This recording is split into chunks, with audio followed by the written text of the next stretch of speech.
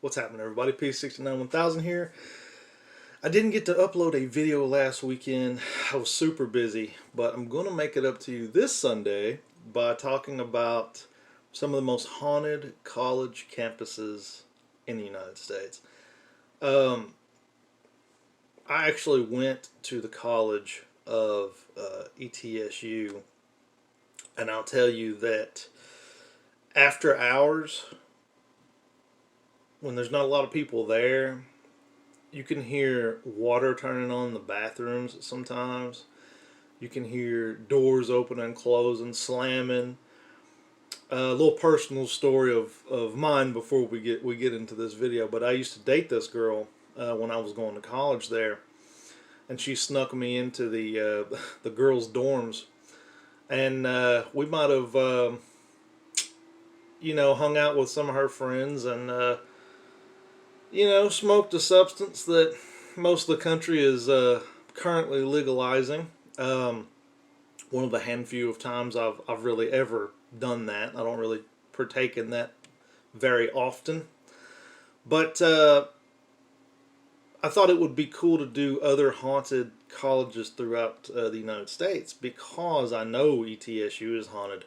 Like I said, you'd hear stories from people from all over campus when I was going to college there about how haunted the campus is. If you talk to the staff, the custodians, and people like that, they will also tell you stories about what they hear at night and things of that nature. So I thought this would be a fun little video to do today. So I hope you guys enjoy this as much as I enjoyed it. It was a lot of fun researching it. So anyways, without more boring stories of my life, let's get into it.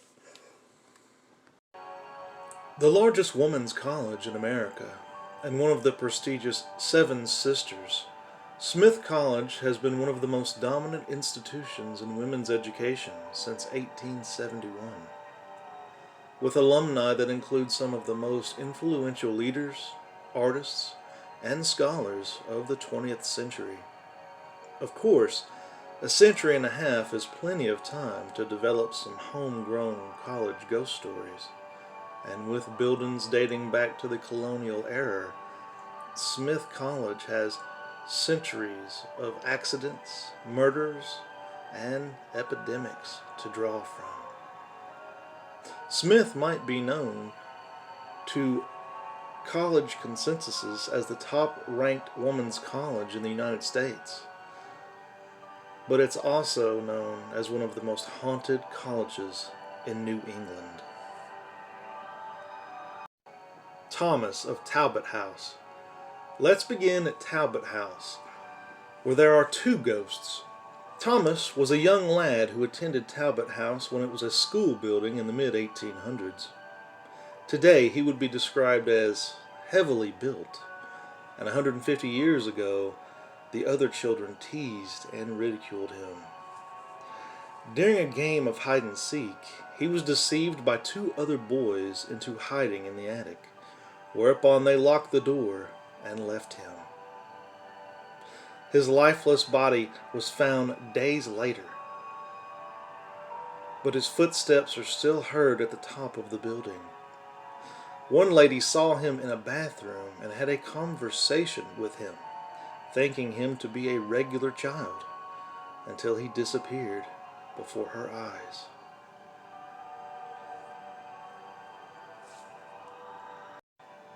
The Haunted Staircase at Sessions House. Built in the early 1700s, Sessions House is the oldest building on the entire campus. It has a secret staircase that is haunted by two shadowy figures, believed to be Johnny Burgoyne, a British Army general held prisoner there in the 1770s, and Lucy, the lieutenant's daughter. The couple met there in secret, but of course their love could never blossom, and it is said that they still search for one another on those stairs. As if starting college wasn't stressful enough already, there is a Halloween tradition at Sessions House that each year's new students are set the challenge of trying to find the secret staircase. Gina Robertson of Park House. A ghostly young lady spotted in the kitchen at Park House is believed to be Gina Robertson. In 1925, she switched on the gas supply to light the stove, but tripped and knocked herself unconscious before she could strike the match. She never regained consciousness as she lay there all night, being slowly asphyxiated by the gas fumes. It's likely that she never quite understood what happened to her, which is why her spirit still remains here, almost 100 years later. Gloria, the spirit of Wilder House. Another young lady, but dressed in the garb of an earlier era, haunts Wilder House, as well as fleeting sightings. Her footsteps have been heard in the attic and were even recorded by one student. According to college folklore, her name is Gloria, and she committed suicide by hanging in one of the rooms on the ground floor.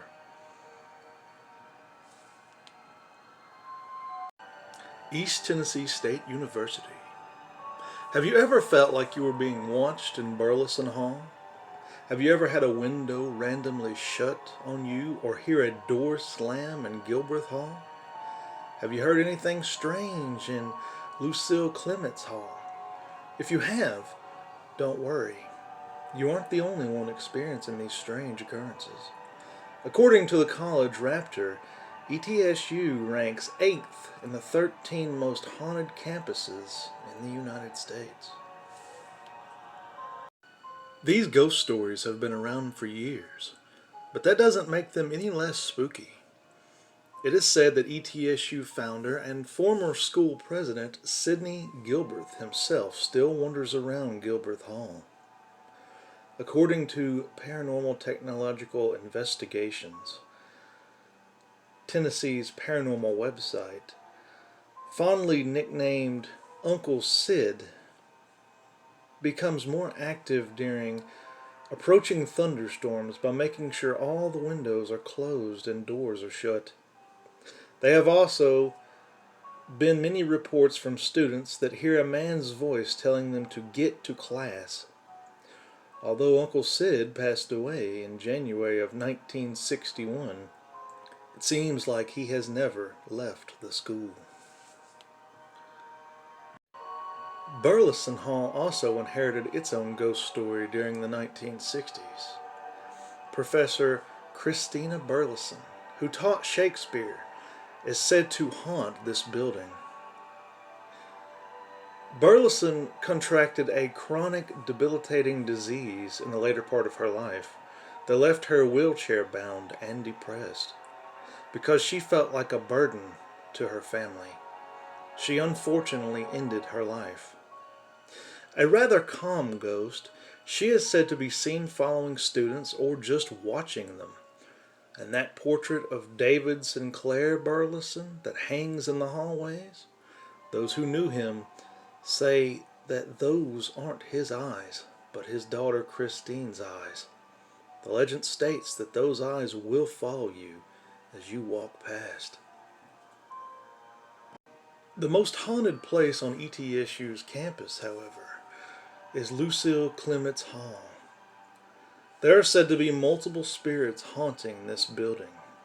A little boy with marbles, a girl who turns on faucets, a woman who will loom over you, and a man that will disappear after speaking to you.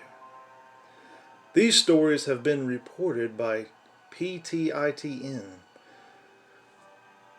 and a gazette called College Juice, and have even gotten national attention from the Huffington Post.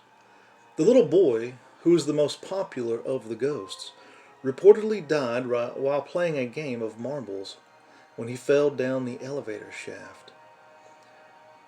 There have been large amounts of reports from students who reside here, stating that in the middle of the night, they can hear marbles being dropped on the ground. There have been many reports of sinks and faucets randomly being turned on by the girl as well. These two spirits are accompanied by what many think are the ghosts of the victims of a plane crash in the parking lot that barely missed the Hall back in 1985. All these passengers died in the crash. Students who live in the dorm have reported their TVs searching through channels by itself, the elevator opening and shutting when nobody is there, a soda bottle that was sent flying, the woman looking over you while you sleep, and the man that disappears after attempting to say something to you. University of Georgia. On the surface of Athens, Georgia is like any southern town. A simple population and a modest county that is known for southern charm through and through. One of the most dynamic aspects of this town is that it is home to the University of Georgia. Considered one of the oldest public universities in the United States, it should also come as no surprise to paranormal enthusiasts that it is also quite haunted as well. The University of Georgia was founded back in 1785, just years after the Revolutionary War ended. Lyman Hall was a Yale graduate who, in addition to signing the Declaration of Independence, was also the founder of the university. Hall was able to secure a grant that enabled over 40,000 acres of land in Athens to be the breeding ground for the state's primary university. As each year passed, more and more effort was put into the university to acquire even more and bring in more students. Naturally, during the Civil War, the school had suspended its academic progress for 3 years so as to avoid any potential devastation that the horrors of the war brought about the area. Over the many decades, the university has positioned itself to bring in over $1.2 billion in endowments for a student population that regularly hovers around 38,000 students. A charming and accomplished as a school as it may be, it is also home to an array of ghosts. The ghost of Alpha Gamma Delta. The Alpha Gamma Delta sorority house is one of the eeriest hauntings in the campus area. Prior to serving as a sorority house, the Alpha Gamma Delta mansion was actually home to a wealthy Athens family. William Winstead Thomas is said to have originally built the mansion back in 1896. According to local folklore, the mansion was originally intended as a wedding gift for his young daughter Isabel, who was soon to be married. However, on the day of the wedding, Isabel was actually stood up and abandoned by her fiancé on this special day.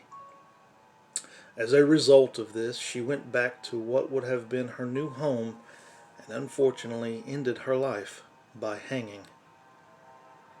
Heartbroken as a father, Thomas sold the home off, and it changed hands a bit before becoming a sorority house for the university.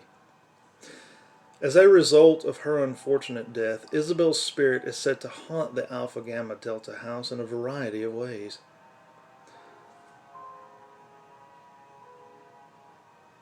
She turns the lights on and off multiple times, along with the occasional door opening or closing on its residents.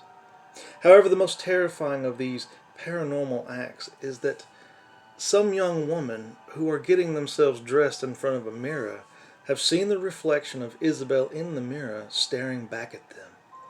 While most believe her spirit is harmless, some paranormal enthusiasts believe her suicide left no doubt that her spiritual impression will forever be upon this mansion.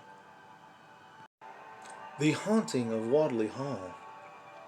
Wadley Hall is one of the more interesting buildings on campus.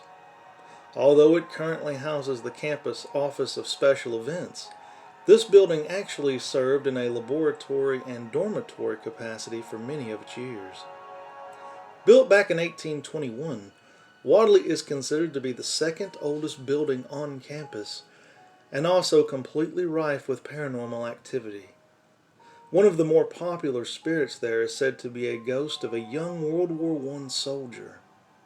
Sometime after the war had ended, this young soldier was lent a room in Wadley by some dormitory friends so that he could spend time with his fiancée.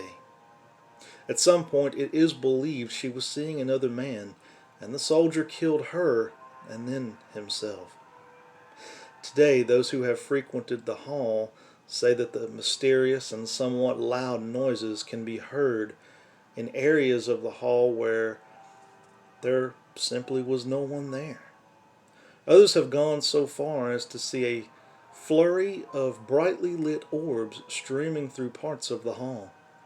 The presence of orbs ultimately suggests that there is residential energy left from the murder/suicide that has chosen to manifest itself. Demosthenian Hall and the Ghost of Robert Toombs. Demosthenian Hall is yet another one of the university's many haunted buildings. Originally constructed in 1824, this particular hall is one of the absolute oldest on the entire campus. The Demosthenian Debate Society made primary use of the building as it readied itself for upcoming competitions. One of the more ardent debaters was a student named Robert Toombs. Toombs was set to be a speaker at graduation, but was disciplined in a gambling bust on campus and never got the chance. Instead, he gave his speech before one of the university's largest oak trees. Later, he went on to be a representative as well as a Confederate general. However, years later, the oak tree was struck by lightning and destroyed, and for whatever reason, it was partially moved and reconstructed in front of Demosthenian Hall. Nowadays, students have long reported seeing the ghost's pale figure of Robert Toombs going up and down the hall in this old building. Loud footsteps are said to be a warning sign of Toombs drawing nearer to someone in the hall. Other times, students have claimed to be rushed with a certain feeling of dread and unwelcomeness in the hall, and feel like it is indeed Toombs' ghost telling them to get out and leave him alone. This feeling, combined with his Asian and gray spirit being sighted, is more than enough to send a Georgia student running for the hills. Today, the University of Georgia is going just as strong as ever, enjoying tremendous academic as well as sports program success. In fact, there are more than one Athens area ghost tours that include many of these stops, as well as other hidden paranormal gems on all their tours. But the ghosts of Georgia State University still and probably will forever reside. So that was my little video on 3 haunted college campuses. Hope you enjoyed it. One of the creepiest things that ever happened to me at ETSU, I was in an office after hours. I was mischievous at that time. When you're in love and you're young, women can talk you into some some adventurous things. But I was in an office we were not supposed to be in after hours. She had gotten a key from one of the custodians that she was friends with, or her mom was friends with, I believe. And we had snuck in an office. And the spookiest thing that ever happened to me in that office. There was a little toy soldier laying on the table, and me and the girl I was dating at the time, I won't bring up her name, but she looked down and said, "There's been kids in here."